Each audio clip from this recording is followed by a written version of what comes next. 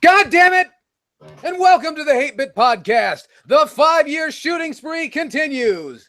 Ladies and gentlemen, I am your intrepid host, Yell Chaos. Joining me, as always, a man so classy that even when he drives his motorcycle, he keeps his legs crossed. From Phoenix, Arizona, the ravishing Razor Fist. The man you love to hate until it's time to steal my jokes. Godspeed, Goyam. Fantastic. And all the way back east, the man, the Pennsylvania pixel puncher himself, Alpha Omegason. I started playing Warhammer. If you don't see me, it's because I'm basically sucking dick under a bridge to pay for more figures. Hello. It takes that much sometimes. Good evening and welcome to our program.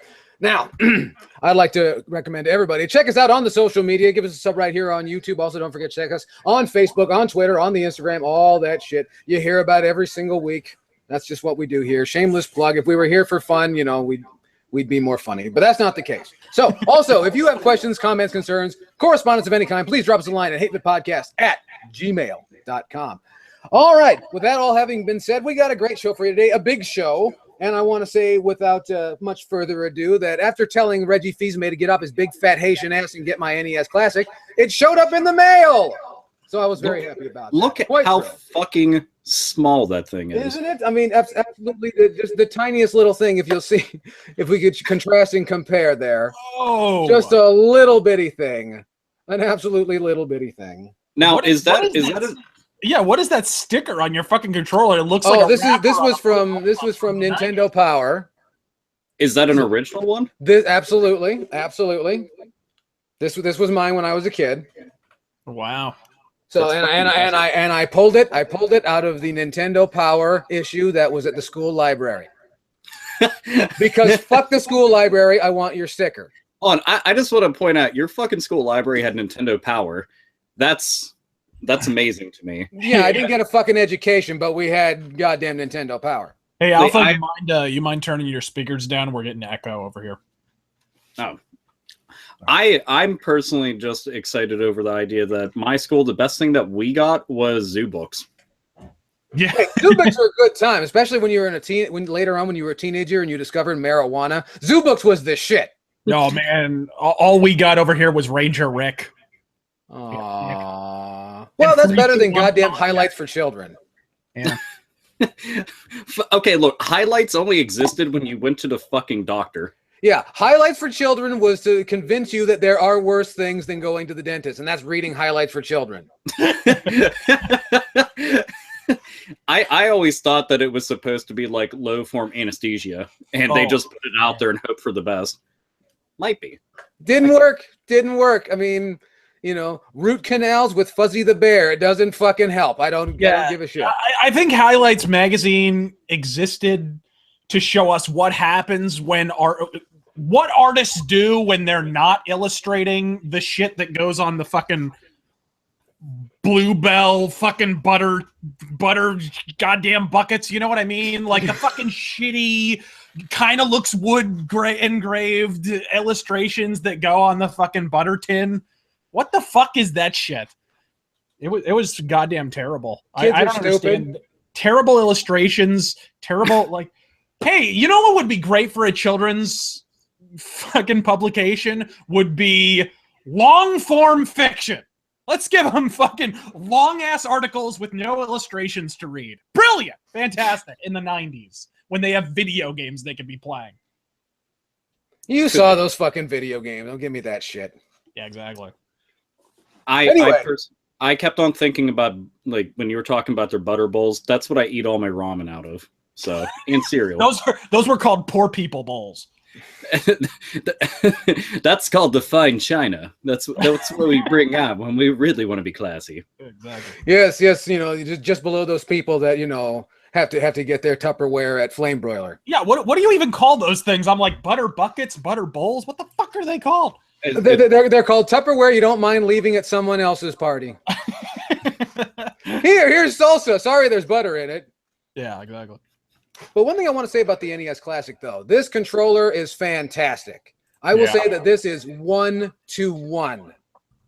Great stuff, and I enjoy it, except that this, you know, the cable's like 6 inches long. Did you at least go and get an extension cable for that shit? I read bad things about the extension cable. Ladies and gentlemen, a run-in, making his triumphant return to the hate bit stage, Canada's finest Englishman, Johnny Millennium. No, I think you're sadly mistaken. I'm actually Razorfist's younger brother. Stupid brother. I'm Johnny Butterdick. Yeah, and I'll tell you the 3 things in life I hate. I hate Elric, I hate Battletech, and I hate the Shadow. We're very different brothers, us. Hey, I gotta say, I love putting on the gloves. Yes. This is a very nice little touch. Yeah. I feel like you're about to go blow Rob Halford behind the stage. My hands are sweaty enough for it. Hey, I gotta ask you that, Razorfist. Do your hands get sweaty wearing these gloves all the time? No, because they're driving gloves. They're insulated. They got the little. They're aerodynamic. Mine are from the dollar store, and the studs in them are like poking into my knuckles, and my hands are sweating profusely more than they normally do. It's a little bit creepy. You got it from like a costume shop. I think it's clear the Well, budget I went into the Razorfist section. Nice. Like, I look like Razorfist. Can you help me? They're like, here's some aviators, here's some gloves, and I'm like, okay. And then I'm wearing my Kojima shirt because I know how much you love Kojima, so I thought I'd wear that as well. I figured, yeah. You in order to be Nega Razor, there's no way you can do that without a Foxhound shirt. I gotta take the gloves off. They're way too fucking sweaty. Like in Canada, you're sweating. This, I think no, we really have reverse roles. These things are Dude, faulty. I'm in the Northeast and I'm sweating my ass off, but I'm pretty sure that all of Pittsburgh, we consider a heat wave of everything beyond 65 degrees. I'm cool as a cucumber over here, and I'm living on the fucking yellow sun. Oh my god, my hands are bad. How you guys doing? Fantastic. I'm great, and thank you for asking. I just wanted to point out, it seems like the budget is much higher on the Razor Fist program than on the Happy Console Gamer. I wish I knew how to do it all grayscale like that. Well, you just fuck with the webcam settings. Don't No, worry. it happened when he turned 30. Anyway, So, what's back going on with our program. John, you're just in time. So you got an NES Mini real quick. Have you fucking played anything on it? Sure. What all have you played? I'm actually playing Zelda all the way through. So I'm doing Zelda as well as Breath of the Wild on the Wii U. And I'm not as quick at Punch Out as I used to be, which is disappointing. And I was actually starting Star Tropics earlier. Dude, Star Tropics, I still can't get over why the fuck that's an IP that Nintendo's just like, we never want to acknowledge that bastard child again. It's such a good game. Such great music as well, right? Fantastic stuff. Yeah, I remember a couple of E3s ago, there was a rumor that it was coming out for the Wii U, and I fell for it like the fucking idiot that I am. I was like, yay, it's coming out! And then all of a sudden I'm like, well, of course it's not. I was so disappointed. And then we got Citizens of Earth. All right. Yeah. Now, with that having been said, though, so we had that, and now for the bad news, Don Rickles passed away just a little while ago. I was very disappointed because I was under the impression he could not be killed by conventional weapons. Yeah.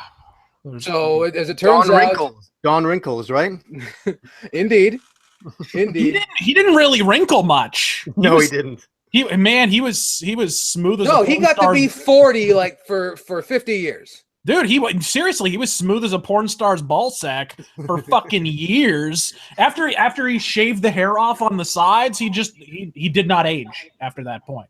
It was fucking freaky. And then a video came out this past week that apparently was recorded like just weeks before he died. And he's ripping Sarah Silverman a new asshole. And he's just sitting down for dinner with comedians and tearing them all a new sphincter. Just to point something out, you know that Don was a bad motherfucker when he has the strength to rip Sarah Silverman's asshole even further. That's impressive. That right there, because I didn't think that fucking thing could stretch any fucking further. It looks like the tent you put over your house when you're fumigating it. How do you widen the Grand Canyon? I don't know. We should probably ask some of the people that have given her specials. They might know firsthand. Oh man, or Jimmy Kimmel.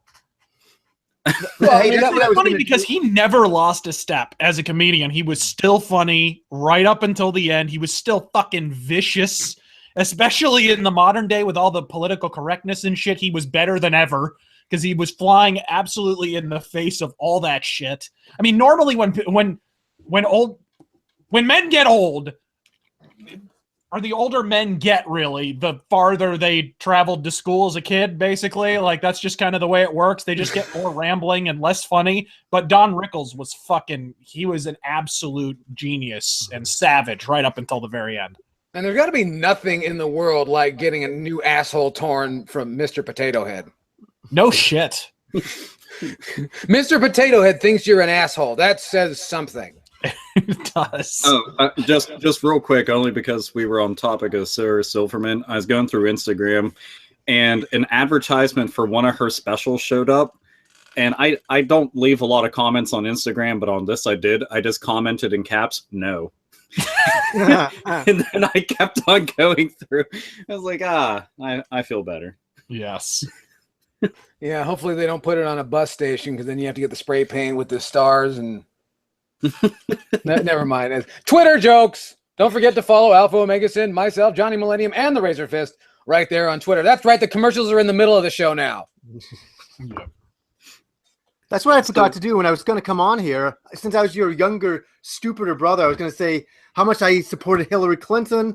What else was I going to say? I had a whole fucking bunch of things all planned, and I fucking only got through the Elric one, The Shadow, and Battletech. I can't remember what the other one was. See, this is why you I know that Michael Jackson actually molested those kids. Right. God damn it, it happened. It happened. I was one of them. This is why you got to write your notes on your hand like Roman Reigns. Well, if you're going to do anything, you need to also discuss how much you do not like Dokken. You need to just tell everybody you fucking hate that band. Jesus Christ, how fucking terrible are they? And you gotta go tongue kiss Movie Bob's asshole. Oh, every day. That's what we do around here. Absolutely. I mean, you could go get on Movie Bob's good side, but you'd have to take a bus and 3 trains. I don't even know who the guy is. I just know that he's somebody you don't personally like. Yeah. Movie Bob has managed to have everybody simultaneously hate him and laugh at him. Like, it just, Jesus Christ, what a fucking guy. I'll have to check it out. I've never seen any of his stuff ever. If you've never been angry at a boulder before, give it a whirl. I just have Resident Evil 5 flashbacks of Chris just like down there beating the shit out of the fucking dungeon. Falcon Punch! And then Movie Bob's just like, more to the left. Yes. Don't need When did he turn into Droopy Dog? I cannot imagine that sound travels well around him no matter what, so it gets distorted once it reaches the ear canal. I was saying boo-words. Speaking of stealing jokes, WrestleMania 33. We're gonna do this right now just to piss off all of you. WrestleMania 33 just passed us. We didn't get to talk about it last week because we weren't fucking here, because it's none of your goddamn business why we weren't here. We're here now. Savor it, because soon we'll die and then you'll be really sad. You don't know how soon. But anyway, that's another story. Yeah. Alpha Omegason, did you enjoy WrestleMania 33? Half yes and half I mean, okay, it was a fuck it, yes, I enjoyed it. I'll say, because I can't say I saw all of it because they keep putting the pre-show earlier and earlier. The pre-show started like on Thursday this year, so I get there fucking late. They changed the pre-show lineup and time for it like 6 fucking times. So that doesn't help matters a whole lot. But I mean, there was a lot more highs than lows. That's the truth, man. It was a good WrestleMania, by far. Like a lot of decent matches, some questionable matches, just like in terms of why the fuck is this happening at all. But you know, yeah, it was the questionable thing is, why did it need Pitbull? Why did it need to be 9.5 hours long? Is the real question. It was a goddamn week, if it was anything. Look, the one thing that should be pointed out is WrestleMania is 9.5 hours long, and we're bothered by that sitting at home. There was people sitting on bleacher seats with no backs to them that were just there the entire time. At certain points, you can actually see cobwebs forming on some of these poor fucking schmucks sitting there. They're just like, you know what? I'm fine with dying here. Not only that, but some of them had been sitting out in the sun all day before it went dark. And that's not just the sun. That's the Florida sun. Yeah. That is the sun that allows fucking dragonflies and mosquitoes to grow this large and eat small children. You thought that was an alligator. No, that was a mosquito. Yeah. That's what happens in Florida. But what did you guys think about The Undertaker retiring? Or like, we were going to work up to that, actually. Let me rephrase that. Do you think he really retired? Yeah. Nobody retires from wrestling unless they made a lot of money and the shit doesn't work anymore. Yeah. I think it's a precautionary maneuver because he's going to have a full hip replacement. Yeah. So there's a really good chance he will never be able to move enough ever again to actually get in a ring. It's interesting because both him and Mick Foley are going through hip surgery, like and like around the same time. It's just kind of odd. This is different strokes of a different kind. With Taker though, I mean, nobody was happy about him dropping the streak to Brock Lesnar because Brock Lesnar didn't need it, and it's something that it didn't pan out or do anything after. No, there was no reason for it. For something like that, you want there to be payoff, so you use that as a seed to plant for the future. They didn't, and with him retiring, the match wasn't one of Taker's best. It wasn't no big boss man Hell in a Cell type of deal. No, it was not. It was. Thank you for bringing that up because that was the first thing I had to say. Is like, at least we didn't have the boss man swinging from a fucking steel cage by a noose. That was badass. I mean, shut the fuck up. I mean, dude, if that were fucking Batman, sure. But in a fucking sporting event, it's a little off-putting. It was amazing. I still say that was one of the coolest WrestleMania. I'm going to agree with Razor Fist. The fact that Big Boss Man getting hung was awesome, and we are here. Just so that we can for the next WrestleMania. He came back the next night. He did. The Undertaker was coming out, and after he'd beat somebody, and I'm talking like actually beat them permanently, he'd put them in a fucking body bag and then drag them the fuck away. And they never came back. They were jobbers, so nobody would notice if they did come back, but still, they were gone. And that's not true, actually. One of them was Scotty Too Hottie. He didn't technically come back. He you know. Well, you know, he did. Well, he did that thing, and then he was all right again. Well, see, Triple H doesn't even bother with the body bag. You just.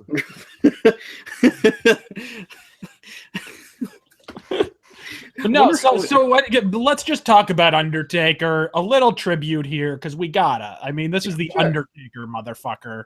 This is kind of the last big attraction they have left in the company, and he's gone now. Really. I mean, in my household, Undertaker was always like holy ground. No joke. That's like that was the guy. I mean, that's my second favorite wrestler in the whole world. You know what? Shit. Hold on. Sorry to interrupt. No. We should talk about our favorite Undertaker moment. That's what we should talk about. Oh, dear. Oh, man. There's a lot to... I can't even think about any, but I used to love it when they would build a cemetery beside the stage, and he'd like powerbomb people fucking into that fucking coffin. I love that shit. I want to say my favorite. I want to say my favorite is when he somehow got choked out with chloroform, even though he's supposed to be dead. Yes. You look it up. WrestleMania 9. Look it up. Yeah. I mean, so you know what? For me, there's just like too many moments. Like the entire angle of him feuding with Kane when Kane first showed up. Yes, God, one of the greatest builds ever. They started like giving them superpowers and shit, and people can laugh all they want. One, we already know it's fucking fake, but we suspend the disbelief of all of it and shit because we don't care. It's entertaining. and Undertaker's all about like lightning and shit, and Kane's like fire. And they're just, it was like a comic book. It was like a real life fucking comic book, and it was so cool. Yeah, no, I agree. Yeah, and actually, my favorite moment would have to dovetail into that. So, like, when I was in Acerbic Young Sprite, I remember voraciously following the Ministry of Darkness storyline. Right, the whole ministry, it was mysterious with just a dash of dick cheese, like you mentioned, with the lightning bolts and the fire pulse. But arguably the finest chapter was the night that the Undertaker invaded Vince McMahon's mansion and abducted his family. Oh, that's pretty awesome. They're on the Titantron. They're like creeping like Midian, and the acolytes are creeping on the living room windows, and Shane O'Mac is making frantic phone calls. Like, he's desperate for answers. And so Vince like begs his brother Kane. He's in the ring and he's begging him. He's like, "The Undertaker's got my family. I need help, damn it. The Undertaker's got my family." Kane moves in close. He snatches Vince by the neck. The mask goes up. It's the dead man. Kane was the Undertaker. The Undertaker was the Underfaker. Hit and the lights go out. End of fucking show. Like, fuck counting down the minutes to next week's show. You could program the VCR to tape the fucker with my turgid fucking cock. Like, I think my favorite thing about the Undertaker is that, like, if you permit yourself to sit cross-legged and like legitimately ponder the actual nature of his very existence, you realize he is a literal zombie with lightning powers. There is a and Ted DiBiase bought him. Yes. He went somewhere. He said, "Build me an Undertaker. I will give you all my money." I mean, people can poo-poo that. Oh, that's stupid. No, fuck stick. That's ratings. That's ratings concentrate. Look, like, I mean, think about it. You got the flicker in one hand. You got your El Dente Dongus in the other. You're cycling through channels. Oh, basketball wives of Miami, Real Basketball Wives of Miami, Housekeepers of Real Basketball Wives of Miami. Jiminy fucking Christmas, there's a zombie throwing thunderbolts at a gold-plated tranny. So, okay, there's a question that I have for you guys, because I don't watch wrestling. I only watch like the big fucking like WrestleMania and stuff like that now. But do they have the skits like they used to have in the 90s? Yeah, like the Attitude Era. They still do. I mean, they've got Here skits, and there. but they don't. It depends on their fucking mood, because they're either white hot or it's somehow a infomercial for Sonic. Or Kentucky Fried Chicken with the gold shit on it. Yeah, or they're talking with Muppets backstage. Yeah, I'm glad that they quit doing the whole thing of, we're gonna have a general manager for the day, and I'm like, please stop, stop that. No. But seriously, you're flipping through channels, you see that. Are you not turning to your wife and like, "Sweetheart, fetch me my money cannon"? Like, you're just throwing money at the screen. Bottom line, Undertaker was distilled essence of badass. I thought it was weird that there's people that say, "Oh, his gimmick wouldn't work nowadays," and I'm like, Bray Wyatt. Yeah, no shit. And what was the Bray Wyatt deal? Randy Orton was freaked out because somebody put a GIF file of worms over the fucking fucking ring. Oh okay, no, a projection. I will say this. I actually liked them projecting shit onto the mat only because it was different. But it made no sense. I mean, it's couldn't see the wrestling match. If you can't see it, there isn't one. He's backwoods and spooky and I don't know, rapey, I guess. I don't understand what African pythons have to do with being spooky from Louisiana. Yeah. I don't get the correlation. I think this man is just afraid of the South. Dude, the build-up, though, between Randy Orton and Bray Wyatt was fucking awesome. Yeah. Like, the entire thing, I liked it because... It was a fine match, what you could see of it. They did a good callback to the shit that we're talking about right now. Randy Orton goes to the house that is basically like holy ground to Bray Wyatt, burns that shit down, and then takes like his own branded crucifix and puts into the ground where like her remains are and shit, and then like Bray Wyatt's like putting ashes and shit all over himself and like is christening himself, and I'm just like, this is fucking delightful. Like this is wrestling. Like this is over the top shit that I like. Yeah, I agree. And it was cool as fuck. Their match was actually like a solid ass match. I was like, good. I thought it was a stupid fucking ending, but that's all deviating from. The Undertaker's awesome. Yeah. I just want to point out one thing. I always thought that one of the coolest things visually that they ever did with The Undertaker was I forgot what WrestleMania was, but the one entrance, the whole background was just like lit up and really bright. So he just looked like a silhouette, and they had fog all over the ground. And at the rampway, they had all these hands that were reaching out and shit at him as he's walking down. It looks so fucking badass. And the other one was, they killed the Undertaker.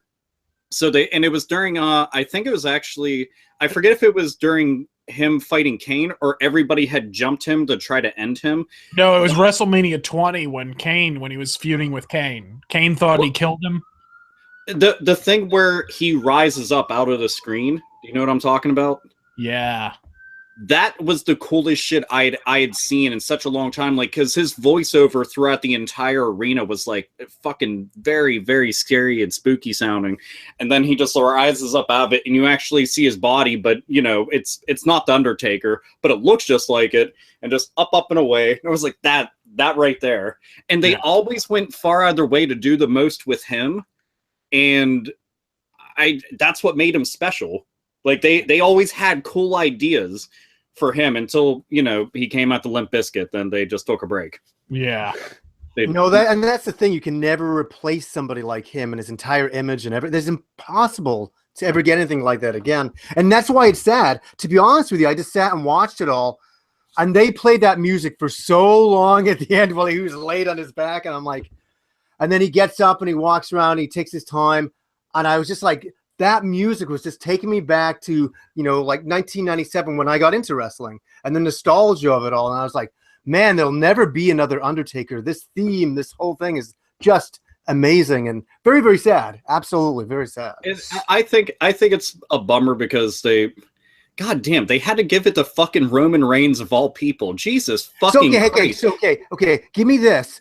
Like, who is Roman Reigns now? Is he like hated on guy? I don't know. I just saw him wrestle him. He beat him. That's it. Roman Reigns is the guy that Vince McMahon essentially is like riding the dick of. Like, he wants him to be the face of the company, but Roman Reigns isn't at that level. But for a shoot, Roman Reigns is the biggest heel in the wrestling business that no one is putting to use. Yeah. You would believe the whole goddamn world hates Roman Reigns if you turn on Monday Night Raw. I've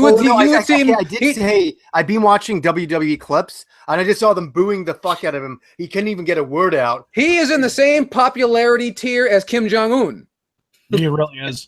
He is. I mean, what's weird about it is, like, they keep in the back, they're just like, nah, he's the guy. He's the guy. We're going to push him as the guy. But the thing is, fans do not react to him in such a way. Well, what you do with that is you are getting a reaction, but it's more out of people being angry that you're pushing somebody onto them. What you do is you just pull a Rocky Maivia. Yep. And all he has to do is come out and you'd be like, you know what? Fuck every last one of you. I worked my ass off, and you all boo me because I'm better than half these fucking guys out here. What? Because I retired Undertaker? If he went out there and just went off, people would probably start liking him. But the thing is, he's a fucking charisma vacuum, so he can't. Oh, I'm sorry. He's the big dog who's a charisma vacuum. It's fucking annoying. It's funny because he has quips on Twitter and rejoinders and shit. You can tell the guy actually has some personality in real life. Yeah, he seems like a nice guy. His character has none. His character has absolutely none. Well, and I want to know why they keep putting him against guys who are fucking gigantic compared to him, and I'm supposed to believe that he's the big anything. Well, that is another thing that's kind of happened in wrestling is just the I have seen figure skaters bigger than him. Well, just big men in general have kind of gone away in wrestling. It's weird. You know, the last vestige is like Big Show and Kane, and they're kind of it. And they're old. They're old as fuck. So, Well, but there's actually more money because there's more money being a professional bodybuilder than there is being a professional wrestler. The biggest one to come along in recent years is Braun Strowman, right? And he's not Braun Strowman is ex powerlifter, and I forget how tall he is. He's a big old boy, but again, he's not Big Show. There's no like, you know, fucking 10th wonder of the world shit going on. Yeah, I mean, no Andre the Giant from back in the day. Well, see, that's the problem. Andre set this terrible standard, like where there's going to be more of these things. No, it was, you know, Andre the Giant was kind of like the A-bomb. Like, well, and that's the fucking apex. We can't take this any further, or we're going to blow up the whole goddamn planet. Well, but they did. That's the amazing thing. They did take it further. Fucking Big Show is taller than Andre the Giant was. And sure, but he doesn't draw like Andre did. And back in the day, he could move around the ring, unlike Andre. Oh yeah. And the Big Show still can move around quite well. And yet he never took off like Andre did, ever. It just didn't work. Because Andre was that first thing. No one had seen anything like that. By the time Paul White came on, they saw a few of those things. They were originally building Big Show, which I didn't like the idea even as a fucking kid, let alone now. But they were building Big Show as being related to Andre the Giant. Yeah. Yep. Oh, that's so stupid. I was like, are you fucking kidding me? The dude's dead and he worked for a completely different company. Fucking stop. Just stop. That's one of those things, like, it's desperate and in bad taste. Yeah. Hey, even Hulkamania has retroactive continuity. It was so fucking weird. But speaking of rampways, how about that fucking rampway? Holy, I know, that's huge. That fucking rampway is longer than the Pacific Coast Highway. Dude, I couldn't believe that. I remember what's funny is what was the match? I think it was the Kevin Owens match against Chris Jericho. Tubby ass Kevin Owens comes out and he's waving at the folks. Yeah, no. It's a lot like the Pacific Coast Highway, and when Kevin Owens is walking down it, it has beached whales on it too. Indeed. But he starts walking down the thing and he's waving to the people in an Canadian way. No offense, John. And he's doing his deal. He's doing his not deal. Canadian, it's good. And then they cut. Well, he's from Montreal, and you know about those Montreal people. And they cut over to a video package, and they're showing a movie about this, and him and Chris Jericho and the list, and this is going on. And this goes on for quite a while. And then they come back, and I forgot that the match was going under the way because the package kept going, and he hasn't even made it to the fucking ring yet. He's still halfway through, huffing and puffing on his way down the fucking ramp. Can you imagine if Warrior were still around while this shit was going on? He would have been gassed out 3/4 of the way through. My favorite shit was during the SmackDown Women's Championship match. Since they had a clusterfuck of TNA entering into this match, well, they would get like maybe 15 seconds into one of their entrance themes and then cut, and then they have the next one. This bitch ain't even far down the ramp, and you already are like a conveyor belt pushing another one out. And it's funny because they're like supposed to be in the middle of feuds. If that would, I mean, if we're gonna step outside of like wrestling logic, like when he turned around and beat this bitch's ass before he got to the ring, like it'd be prime opportunity. And I'm telling you, Samoa Joe's music. Okay, Samoa Joe didn't actually get to be on WrestleMania, which was fucking kind of crummy. But his music, it sounds like the tuba that you play when you follow a fat guy. And I don't think it's just... Well, when Nia Jax was going down to the ring, I was like, please just play Samoa Joe's music when this big waddling fucking oil tanker is going down to the ring. I will I will die a happy man. Unfortunately, it didn't happen, but you know. And also kudos to Goldberg for making it to the ring. Indeed, right? Just Kevin making Owens it to is the like ring. 20 years younger. Dude, they had 4 fucking moves between both of them in the whole match. 4. That's I saw so many fucking spears, and then to realize that the Undertaker was taken out by a spear as well. not one, not two, but three. And you know what? This is what retired Undertaker. Fuck it. Yeah, I'm going back. I'm just kind of annoyed now when I think about it.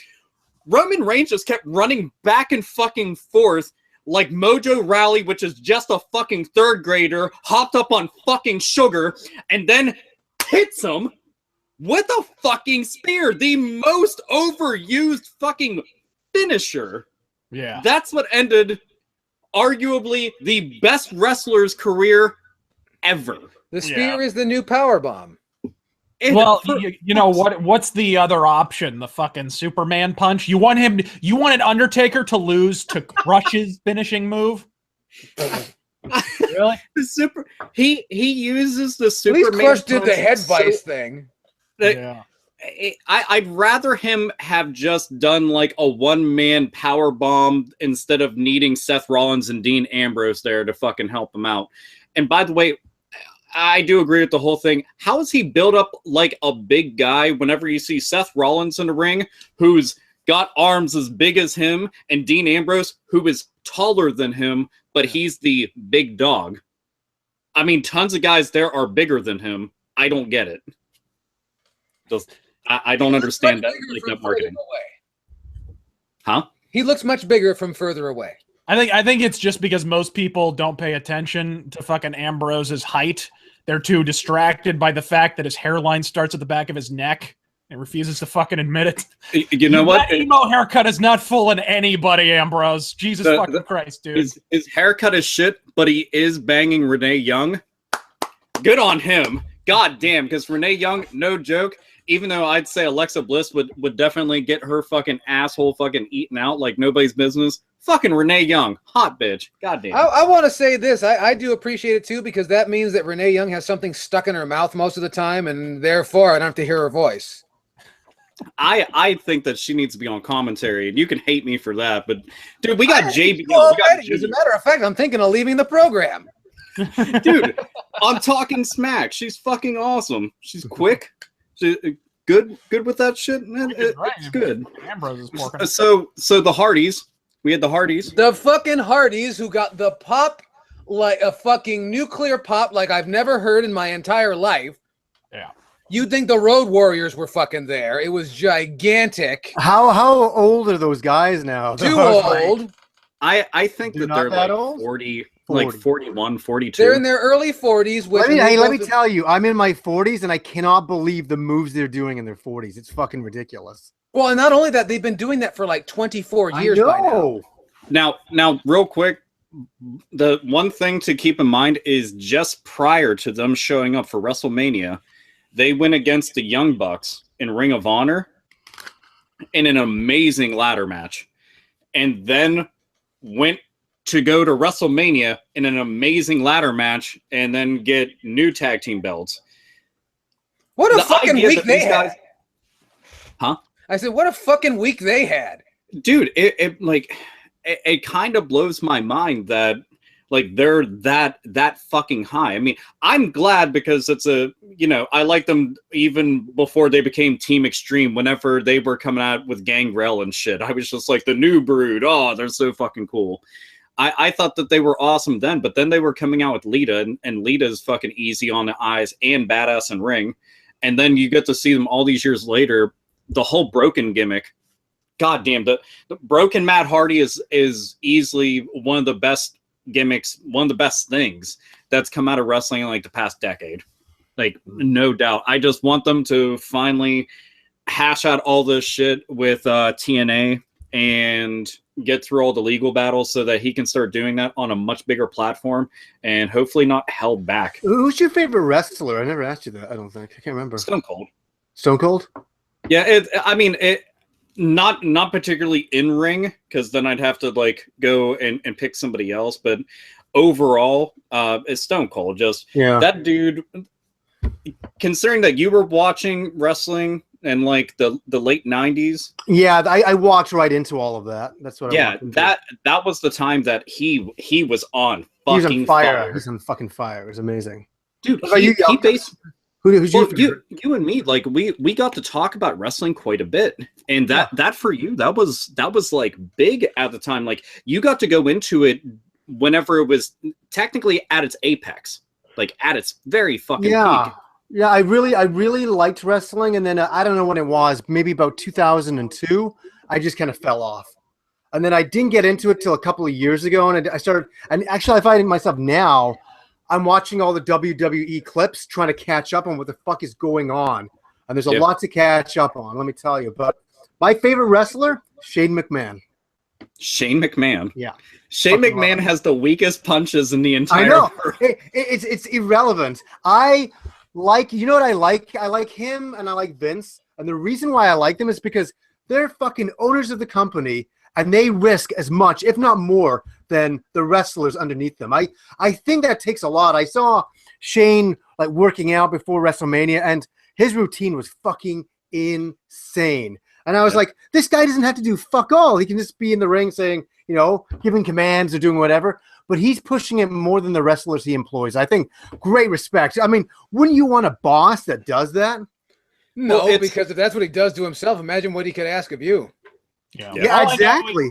All I know is to put a final fucking punctuation mark on the whole Taker thing. With him retiring, I do have to say this.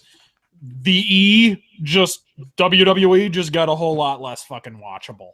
Which, considering it's basically a ravenous case of ass cancer to begin with, is a sobering thought indeed. Yeah, but on the bright side, Stephanie might have retired. So there's that. And Goldberg retired too. Yeah. Well, thanks for taking the sting out of, you know, Stephanie going through a fucking table. I thought that was like a sports entertainment moment of all time. And Triple H did it, and you know it was probably a little stiff. Yeah. Well, this is for your mother being over all the time. But before we went on air, we had brought up like, dude, throughout the entire show, it was booty everywhere. Oh, rocking everywhere. Stephanie, god damn, did Steph look hot during Mania? She looked like a slut in a fucking Guns N' Roses video, and I was just like, all of this. It made me very happy. I mean, she's always been hot, but seeing her up on the ropes, then going through a table, no, that was like the highlight of the match. Which it shouldn't be a highlight, but it was because it was unexpected. I didn't think that she'd even come down to the ring, let alone get involved in like any capacity. And get her ass drove through a fucking table. Yeah, and now she's not on television for the time being. Oh, Hall of Fame, fucking Kurt Angle. Yeah, fucking Kurt Angle. Even though his retirement status is a little questionable. He's not retired. He's been talking to some people. He's probably going to have at least one more run, and before he actually retires. Because despite the fact that TNA is smoldering shit on a stick, if you got to see any of Kurt Angle's matches in TNA, dude was putting on some epic one-on-one bouts. They were very good. So I'm glad that he's in WWE where he belongs, and him in the general manager role works out well for him because he's funny as fuck naturally. So it works. Yeah, but overall, I thought it was a good Mania. It bums me out because Taker's now officially retired to the biggest fucking dork in the whole company. But what the fuck can you do? Yeah, it's one of those things, and I want to cap it off by saying it pissed me off the least of so many recent WrestleMania. So there's that. Now, Alpha Omega Sin, my good friend, I understand you've been playing Persona 5. Just a tad bit. Is that true? Because I understand you gave up The Legend of Zelda Breath of the Wild to go on Persona 5. You and Mr. Millennium over there are doing nothing else, not even making love to your wives, doing Persona 5 all day, all night. Actually, no, you got it wrong. I got my wife playing it. She's in the other room playing it right now. She's smart man. She's doing it. No, you know why? I needed a break after Breath of the Wild. That game was so vast and so freaking intense. I'm like, okay, fine, you can do Persona 5. I'll sit on the couch and be a cheerleader. That's fine. So she must be about 40 hours in now. That's how far are you? How far are you? I'm sitting at the 48-hour mark officially. Already, eh? Wow. Dude, there was a couple days I just had a lot of time available to me and was like, fuck it, I'm gonna go all in. And the first thing out the gate that I can think of with it is, holy shit, visually, aesthetically, just from an like the actual art design, this is one of the coolest looking games I've seen. It's just very flashy. I know, even in my like first thoughts on it, I hated to use the word, but you got to use the word stylish. Oh yeah, it's like style within style. You know what I mean by that? It's like even when you just finish a battle, the statistics coming up, going into the next scene, going back into your loading screen, going back and running around is fucking incredible. But I do have some kind of negative things to say about Persona in general here. I just want to see what you have to say. I love Persona, and I like 5. I'm really liking it. But you know what the problem is? After playing so many open world games, it feels kind of limited and very linear in what you accomplish. You know what I mean? Okay, so I've had open world discussions. I don't even know what to call them. Yeah. But I feel that right now we actually are almost oversaturated with open world games, that I enjoy a linear experience. Which is fine, but I would argue that Persona is not just a linear. From what I've seen of Persona and what I've played of Persona, it's not just linear, it's like a specific kind of linear. It's like PS2 era. It very much looks and feels like a PS2 era RPG. Yeah. Mm-hmm. Very much in that mold. It's not even necessarily a PS1 type or an SNES type linear RPG from back in the day. It's very much in that kind of mold. Yeah. Oh no. I just wish there was a little bit more freedom at times. Like you have freedom to run around, you talk to your schoolmates and all that, but that's still linear by design. You can't just say, I know you can jump in the cat bus. I don't know if I shouldn't be spoiling anything around here, but you know, you can jump in the bus and go and explore shit and all that. But overall, you're always going to go to the next dungeon. You can't really pick anywhere other dungeon to go until you finish that one. With this one, in terms of actual like scope and locations available to you, yeah, I like this one is easily like double, if not triple, the size of Persona 4. Absolutely. That's saying a shit ton because Persona 4 was almost a fucking decade ago. But with, you know, they're keeping with the style that they began with Persona 3, with Persona 5, and with that, like a lot of the things that you'd want to go off and do in many of the games that we kind of take for granted now, like an open world setting where it's like, we want to go do a side quest, we'll go to that area on the map. And especially when you go from Breath of the Wild, which I did. I went directly from Breath of the Wild to Persona 5, two completely fucking different experiences. Absolutely. But I kind of like that I'm put inside of a box to a degree, because for example, I had Arkham Knight, Batman Arkham Knight, which was fucking massive, yet it made me want to play Batman Arkham Asylum, which was a way smaller experience. Yeah. And I think it's because they have a more central focus on what they have available to you. So it means instead of them padding out everything with stupid bullshit, that everything matters. Like in Persona, the choices that you make do make a difference. I enjoy that in my RPGs. You know, if you're talking to people, if you're deciding to go down this route, it's going to change certain things about your character, which is going to change things in battle. Well, I'm yeah, glad that I have asking you questions, the same thing. Absolutely. Yeah, dude, we've got a major AAA turn-based role-playing game. That's unfucking heard of in this day and age. No, it is. And I to be honest with you, going from Persona 4 to 5, it's like black and white. It's unbelievable what they've done with 5. Yeah. Graphically, gameplay-wise, combat-wise, design-wise, monster designs. The monster designs are incredible. I sit and marvel.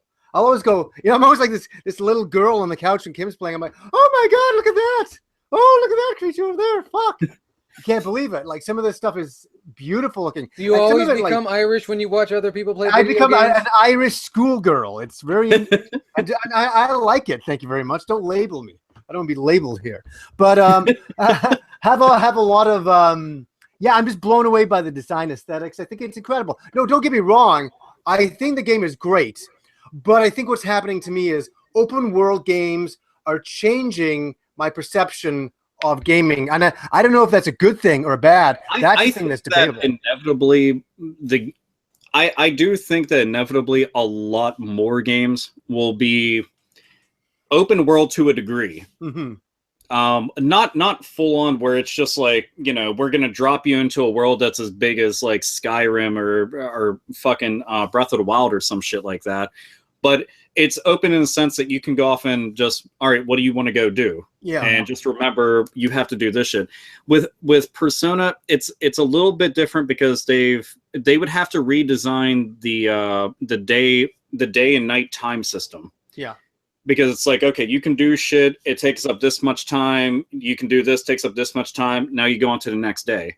And it's a very formulaic style they've created now. It's taken them a while to get to this exact style. They got something that works, and it works well. I definitely can't even argue with that. Do I wish that I could do more? I do, but I've also kind of pined for this exact experience. Because I don't get to have this all that much anymore. I grew up with 16-bit and 32-bit role-playing games that were just like this, and Persona started on PS1. Well, I'm not complaining. I'm just saying that some of my expectations now are changing, which is I find fascinating. Like, when I was playing Nier Automata after coming off Breath of the Wild, I was like, what do you mean I can't climb up that mountain? What do you mean I can't enter that building? That's part of the paradigm shift. It really shows how far the paradigm really has shifted. Yeah. Because at one time it was Japan was in charge and everything was linear RPGs.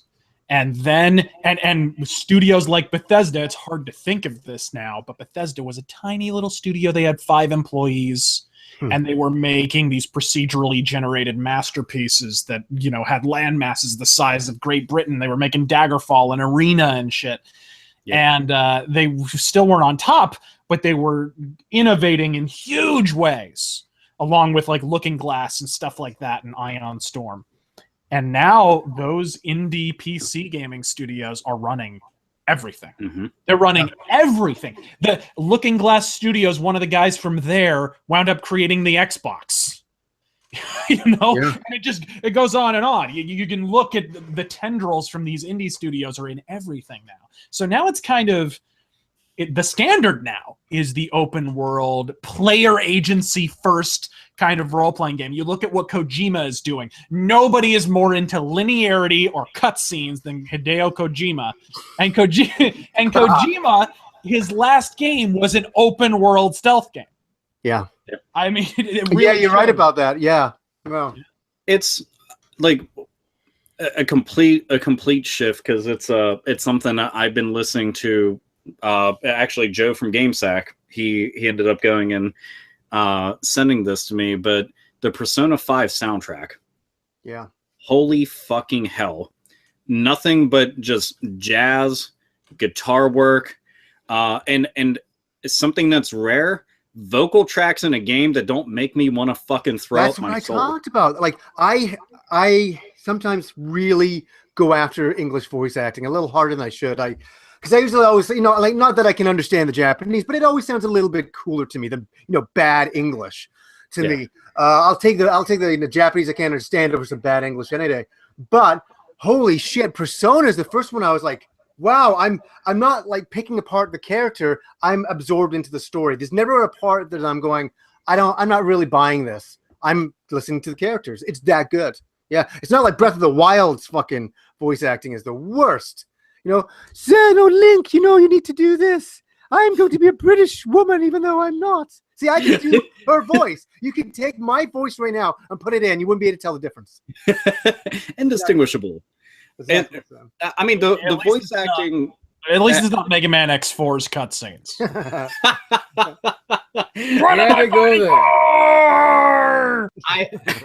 I mean, it could be worse. We could be talking about Red Alert. Red Alert's so bad that it deserves an award. That's like incredible. An actual award. But I mean, I begin to wonder.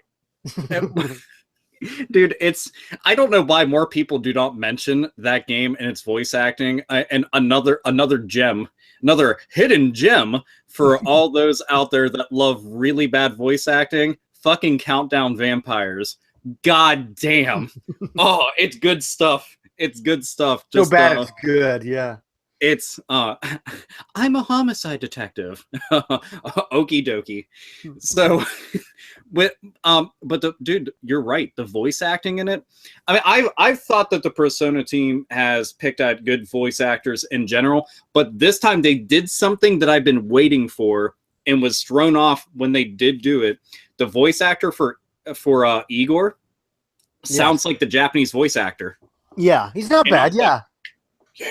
Yeah. Like, dude, he sounds fucking demonic and scary as shit. And I'm just like he literally sounds like he's like gonna say some shit at the beginning of like some satanic fucking black and death metal album, and then all of a sudden it goes right into track one. I'm like, yeah. Hey, and those two girls that serve him are such assholes. Oh yeah, the one I like that their hats spell out oxymoron. Yeah, that I enjoyed. But the one, she's always just like berating the show. You fucking inmate, and I'm like, bitch, I've got a fucking name. You won't say it out loud, but I mean, at least show it in text. Hey, like I gotta ask you something. Kim was talking about this because I wasn't around for this moment. You know that with your main character, the first persona you have looks pretty cool. At some point, you have to change that persona. I don't know. No, well, okay, so the personas evolve. Yes. I know that in Persona 4, you got, depending on what you were doing in the game, you would be able to evolve it into a third version. Mm-hmm. And in this one, I've seen the final version of the main character's persona, but I don't know if there's 2 or 3 or 4 or 5 I know. or 6 I think or whatever. it said that the game made her change it to something else, something that she didn't want. Oh wait, hon. Well, the main character has his own persona, but you actually get personas you can swap out. Absolutely, no, for sure. Yeah, I know that. She was talking about the main one that you first get, like the first one you come with. They make you change that or something. I don't know. I mean, I'll have to go talk to her later on. Is this something it might be that it evolved. That's the only thing I can think of. No, because I don't recall anything about them taking it away and giving you a completely different one. Yeah, because that shit's like all storyline related and stuff like that. But it's she's just so far, ask her. Dude. I will say one thing. This is one of the hardest fucking RPGs I've played in recent memory. What difficulty are you playing on? I'm just playing on normal. We're playing on easy. Like they've got like super easy, normal, hard, and then they have a DLC, downloadable, which is even harder, which is ridiculous. Yeah, it goes under the name of Merciless, and I'm like, yeah, I don't want to try that, but it's dude, I've died like 6 fucking times throughout all the time there. This with Bill here. Here's Kim. Hi, Dad. Oh, okay.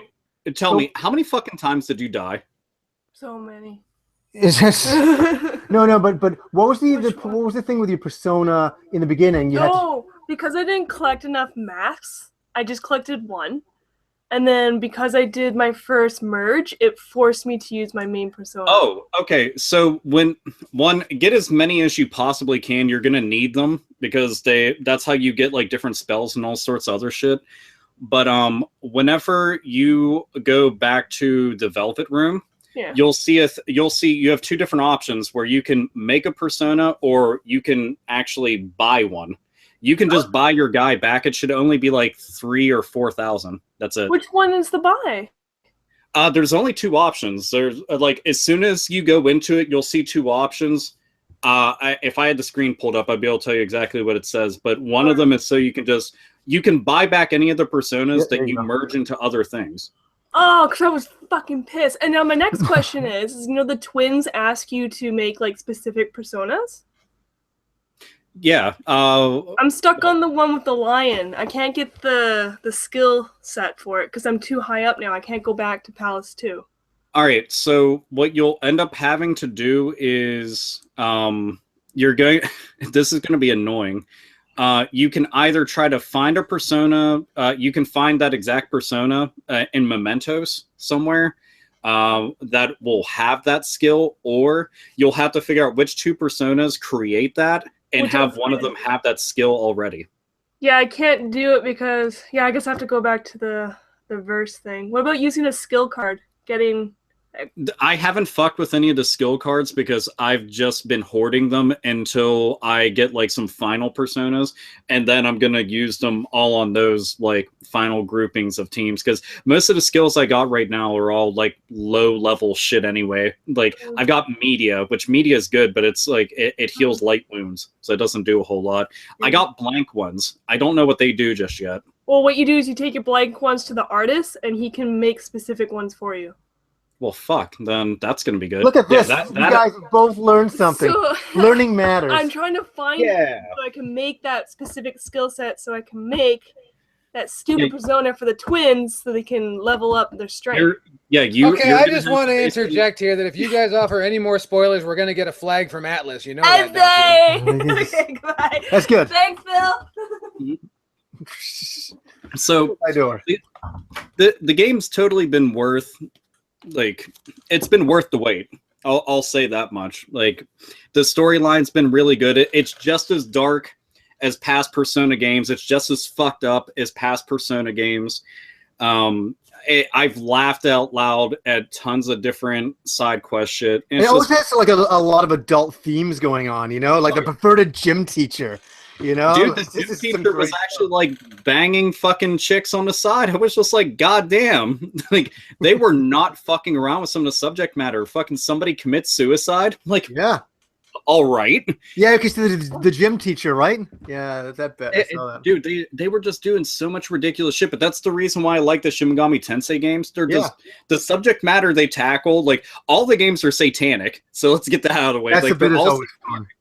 And then with like this shit, you know, they're always like dealing with things that are way, way, way crazier than you're used to in role-playing games. And I think that's cool as fuck. Yeah, absolutely. Now, what's interesting is it's funny that you bring that up, talking about, you know, adult subject matter and seedy offerings and things like that, because I understand that somebody gave an apology about something similar to that. Razorfist was telling me about it, and he says that, now you guys have been sitting there expecting Razorfist to just destroy, let's say it, Mass Effect Andromeda. Now, you guys can't just go and, you know, fucking talk your shit on your goddamn, on your chat boards and all that shit. No, Razorfist has got to say it. Razorfist, the fine folks that make Mass Effect, or as I've heard it deemed lately, Ass Effect. I just want to do that just one time. They offered an apology, not for something related to animation, but what was it?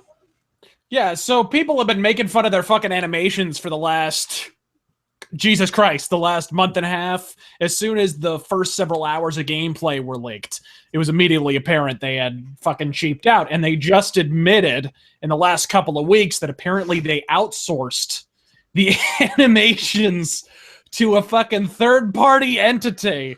And that's... Mind you, that's not what they're apologizing for. Yes, BioWare have officially apologized for Mass Effect Andromeda for using incorrect pronouns to identify a transsexual in the game. Now, so apparently the butt hurt is alive and well in outer space as well. Is that what you're telling me? Because I don't understand the concept. We talked about this before the program. I can't pick up on the concept of transsexual out in space. Because transsexual, and I'm going to say something very fucking insensitive. Welcome to the Hate Bit Podcast. Here on this program, I like to, you know, call it as best I can see it. And from what I've seen here, and in my experiences, that seems like transsexual has more to do with boredom. You're not so much interested in a hetero lifestyle or a homosexual lifestyle. You had to find something else. In space, there's always something else to fuck. If we learn nothing else from the original Star Trek series and Captain Kirk, there is always something else to fuck in space. Always. Yeah. So apparently there was insensitivity towards people that really shouldn't exist in space. I want to point out that they're upset about being insensitive towards using the correct ism on the right planet with fictional characters and races and beings, and how the considering that we're on the verge of World War III and you were offended about the right isms being used in a shitty fucking video game, fuck you. Just fuck you. God damn. Is it now Okay, a transsexual. Are they in outer space or are they abroad? Oh, I see. Ah, you see what I did there? Ah, that's good. That's good. That's good. But that's the things we have to take into account. And then we played around with, well, of course you can fuck aliens, and then we wanted to call them sextraterrestrials. So, So wait, weeks upon ass-pounding weeks of glassy-eyed pepperoni nipple. There were lisping fucking Krogans festooned across meme manufactories the world fucking over. We finally get an apology, and it is not about the quality of the fucking game. Let's not move off this topic, okay? There needs to be an apology for the fucking game. We get an apology because some lady boy with an inside-out dick runs afoul of the fucking pronoun police. I don't fucking get it. I don't fucking get it. One person here that should be owed an apology, Johnny. You actually suffered through the game. Yeah, you did. Yeah, I got the only negative review I've ever seen from you, by the way. Jesus fucking Christ. Okay, can I say something? Though I said in my reviews that I don't review games that I dislike. I let Angry Joe do that, right? Like pretty much. Like I don't want to play Colonial Marines and find out it sucks when I knew it would probably suck anyways. I just want to kind of try to play games I like. But what a disappointment that was! Holy, put it this way: I was over at Victor Lucas's place, a guy who's also a very positive guy, and we're playing the game, and he's turning to me. He's like, what the fuck is this shit? And I'm like, I don't know, man. I said, I can't believe it. We felt so bad. And I said, God, dude, I said, if me and you are disliking this, the regular people are going to fucking lose their minds because we really try to find the good in things. Like, it was that bad. Like the regular people. Well, I'm just talking about like the average video gamer who's just like, yeah, oh, wait, I don't like this. Where I always try to find the better, try to find a little bit of good in something, even if it kind of sucks. But no, the whole thing sucks. It really does. I just imagine the SJWs who are actually pissed about this shit and actually pissed in BioWare's ear about it, just sitting in the fucking fart huffing ether. They're just sitting there looking at this footage. They're like, hey, what's that? The game locks up like fucking Yahtzee without a script. If you so much as fucking sneeze at it, well, go ahead and fix it in post. What's that? Tommy Salami was misidentified as a broad instead of a pangendered monozygotic spotted codamundi. Light the fucking virtue signal. Jesus Christ. If nobody in Mass Effect goes by the name of Tommy Salami, I would like to be the first person to go and edit the code, which they can thank me fucking later because obviously I'm fixing shit, and put in Tommy Salami. Whenever I go onto my ship, I'm like paging Dr. Salami. Dr. Salami. Ah, there you are, Thomas. And now I'm craving a fucking sandwich. Jesus. Dude, you can always look at Brock Lesnar's ring gear, and then just there you go. All those Jimmy John adverts. Jesus, he had a Jimmy John's hat, by the way. Yes, sorry, one more last jab at wrestling, but I just find it odd that the ones that bitch the most about this shit are the only motherfuckers not playing it. Yeah, at all. Okay, hey, I have a story for you. I haven't told this anywhere because, okay, so I almost got in a fight when the game came out, the day the game came out, in my place. This is no joke. So I won't say who, but a friend came over, not Rob or anything like that. Just, a friend of a friend came over. We're just hanging out, and I was telling him his girlfriend was getting Mass Effect that night. It was just getting delivered. And I know she's a big fan of it and all of that. So that's cool. So I said, dude, it's fucking terrible. I said, and I'm going on like this. And so he's sitting there and I'm like, let me show you some meme videos on YouTube. I got to show you this. So no joke. I put this on. I'm taking the glasses off this. I put it on and I look over at him to see, and I'm kind of smiling, laughing at some of these things. And all of a sudden I look at him. He's not smiling. He's like fucking furious. He's like, and then all of a sudden, I swear to God, he turns to me and he goes, fucking turn this off. Turn this shit off. This is fucking juvenile. Turn it off. And I'm like, What? That's it. And I'm like, he's in my place. I invited him over for a happy day. You know, and I'm like, and he's like, Mass Effect is about the story. It's always been about the story. And I was like, yeah, dude. I said, I realized. I said, but this game is bad. It's not finished. This game has so many issues. And he was. It took me about 10 minutes to kind of calm him down. And then when so this is like the ultimate fanboy. Calm him down. He's fine. And then all of a sudden he starts coming after me about Zelda's graphics. He's like, you showed me Zelda. Zelda was like fucking, that's terrible looking. He said, you seen like, like any Elder Scrolls game like that? I'm like, oh, we're going there, are we? Like, holy shit, this guy is pissed. I'm like, oh, so he was getting the game for his girlfriend then, is what he was. Yeah, well, yeah. No, like she's a big Mass Effect fan. And I decided to show him this video showing him, I don't know if you've ever seen that guy Dunkey, what's his name? No, he does some funny commentary over like video game stuff. He's really funny. So I show him this stuff on YouTube again to show him all the physics that happen in Zelda, to show him some of the cool things that happen.